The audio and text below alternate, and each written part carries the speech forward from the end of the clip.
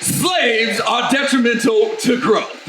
Slaves are detrimental to growth. Van Loon's law states the amount of mechanical development will always be inverse ratio to the number of slaves that happen to be at a country's disposal. Simply put, more slaves equals less innovation. And according to the winners of history, Plato was the first to say necessity is the mother of invention. If I don't need something, I won't think to make something to go get it. Imagine if early man never ate meat or needed to wear animal pelts for clothing. There would be no need to hunt. If I'm not hunting, then I don't need a stick to club the animal with, True. or a sharpened stick to cut its throat or slit away the fur, or a portable shoulder-fired weapon system with choice of bolt action or semi-automatic, fitted with telescopic sight for extreme accuracy, chamber for a high-performance military center-fire cartridge. For sport. I mean, if we're simply eating fruit and veggies, what would be the point? Unless, of course, you need it for home protection or the staving off of possible tyrannical government. Dilly-dilly! Hell-bent on squelching our God-given freedoms. America! Take a moment and imagine every item you use is started from some sort of need. You know, to make things easier. If the human brain had the capacity to accurately store and recall every experience,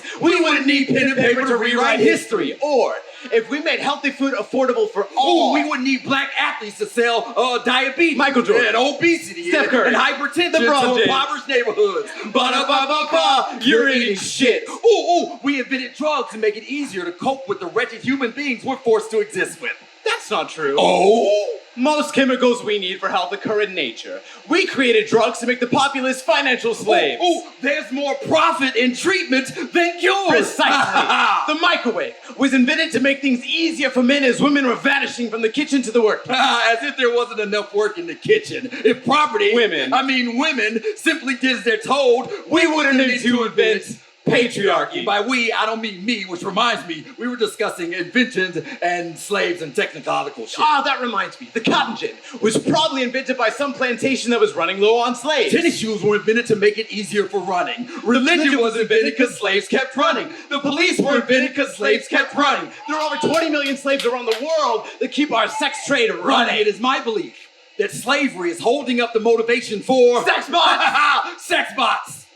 Slaves are detrimental to growth. We submit to you that going back in time and cutting slavery off at the root would actually make America great again. Admittedly, we're not quite sure how again fits with the mechanics of time travel and diverging realities, but slavery had America chained to stagnation, whipping it every time we reach for the wheel of progress. How long did it take for us to go from horse to automobile? When slavery ended in 1865, barely 100 years later, we walked on the moon. We submit to you. In conclusion, slavery makes innovators lazy, stifles creativity, and is probably why we haven't colonized the galaxy and manifested our destiny all over the universe.